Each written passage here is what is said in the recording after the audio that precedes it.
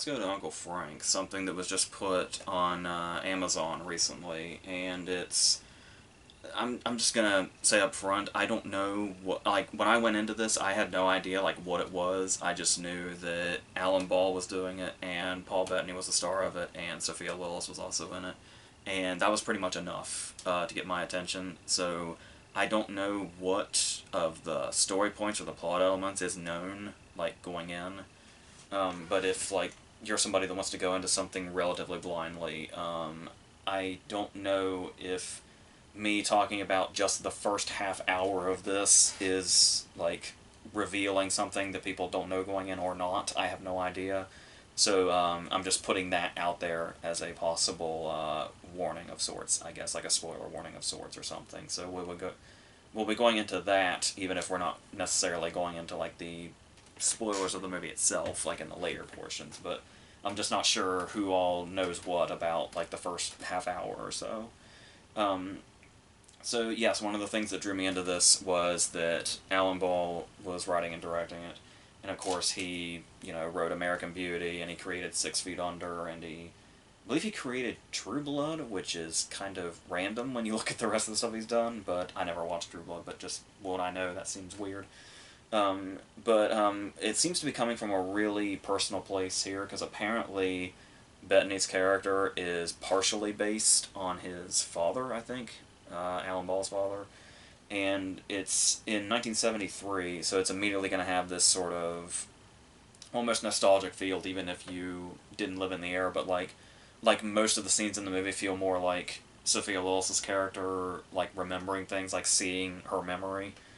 And you especially get that vibe the first time we see Bettany, which is really early on, who's obviously the title character. And they're at this family gathering. It's the patriarch of the family's birthday, who's played by Stephen Root.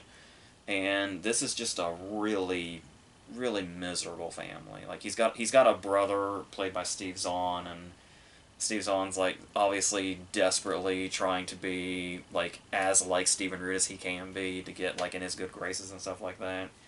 And they're just these really like horribly ignorant people, and they're always screaming at their kids, and just this whole living room setting is so unpleasant.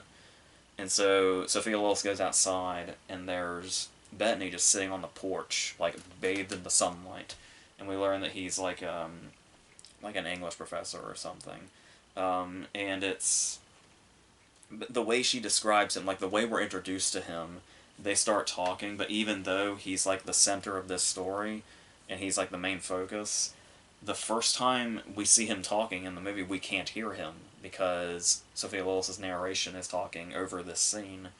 And it's like that's where it kind of gives you, just by the way it's shot and the way we kind of see him from like almost this mythical standpoint, gives you the idea that it's actually looks like we're looking at some physical representation of her memories of him, and it's really effective. Um, but then as it goes on and we get to meet more of this family and see them interact a little more, particularly when they're having dinner with Steve Zahn and his wife, Judy Greer, at his apartment, and Steve Zahn just starts saying these things where it's like you get the sense that he's not like evil. He's just like horribly ignorant, because they do find ways that they'll introduce the character like this, but it doesn't necessarily define him entirely. Like it does show like the humanity in him eventually when we get to certain points. Um, for the start though, it gives you really bad vibes because like the girl that Paul Bettany is supposedly with says something like, maybe it's this, or maybe I'm just a bitch. And Judy Greer, just laughing, completely content in life, referring to Steve Zahn, says, oh, that's what he calls me all the time. Like it's a thing, and it's like, there's something in this family that's not right. And then, of course, as we are introduced to these people as the horribly ignorant people that they are, we eventually learn through a series of events involving a guy that pretty much pretends to be into Sophia Lillis, who's actually into Paul Bettany, that Paul Bettany's character is gay. And not only is he gay, but he has had a boyfriend for like years and years, that he's more or less faithful to. If he's unfaithful, it's You know, every now and then there might be temptation, but mainly the fact that he was once an alcoholic. So there's a lot of underlying things here that Paul Bettany's character has been keeping, and it's like to see him from that mythical viewpoint of Sophia Lillis at the beginning, versus what we actually see, where we see like all of his problem, all of his turmoil, and all the stuff that he's got inside of him that he can't let out, especially with the era that they're living in. Um, it's as far as Bettany's performance go, this is another thing that really drew me to this was obviously Bettany has led movies, but they're movies like like Legion and Priest or whatever those were. There's movies that you can't really tell apart that have like supernatural shit, and they're like action movies. And then of course he's Vision, and I'm not gonna pretend I don't love the MCU movies, but it's really great to see him like have something he can really sort of chew on as far as like an emotional standpoint, where he gets to do like really downplayed stuff, and it's like he gets particular scenes, like he has an interaction with a motel clerk when the clerk like knows who he is. He mistakes him for one of his other brothers, but then when the guy realizes it's him, and you get the sense that he kind of knows, what Frank's life is like, he's gets like kind of, and then he just has this moment where he says, just the way he addresses the guy not looking at him is like so downplayed, but so kind of puts the guy in his place, is really great. But at the same time, it's like even when he does get like almost a hand up in scenes like that, you can still constantly sense his pain, especially knowing that this is a road trip movie where he is going to his father's funeral, and just the internal dread of getting to that funeral and being around all the family members again, because there's also something particularly surrounding his dad, that are memories that keep surfacing and flashbacks we keep seeing, and we just kind of gradually get to what those mean eventually, and it takes us to some really dark places, but also some really emotional places, in the way that, like I said, Bettany plays this is where the real key of the movie is, because he gets some big emotional scenes also, but the downplayed ones also really stand out almost more, and he knocks it, like, you could say he knocks it out of the park. I would say he knocks it out of the park so far that it lands in another park like 10 miles down the road. That's how good Bettany is in this. And I would say also that it gets a bit, I got Green Book vibes from it, and I know there's people that love Green Book and there's people that hate Green Book. But when you get the vibe that we have a character this is 73 and Green Book's in the 60s, I think. But it's still in the era still feels similar, and then there's the idea that it's kind of a road trip movie, and then one of the characters is, well, this doesn't really delve into race much at all. Every now and then with Steve Zahn's character making a comment, but a character being closeted and dealing with that, particularly in the era that they're living in. But there's another way that it also has Green Book vibes, and that could be that some people may look at this and think that it might handle this material sometimes too simply, maybe. Where we certainly see, the dark aspects of it, and just how much pain Bettany's been, like this unimaginable, unfathomable pain that Frank is living with.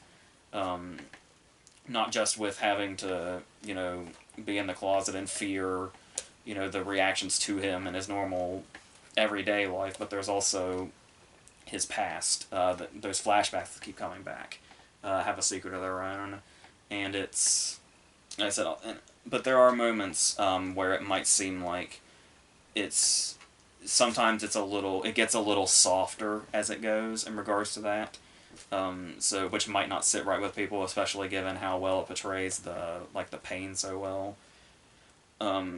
But some other great scenes come from his boyfriend Wally, Wally's basically one of those characters that's great because he has chemistry with seemingly everybody.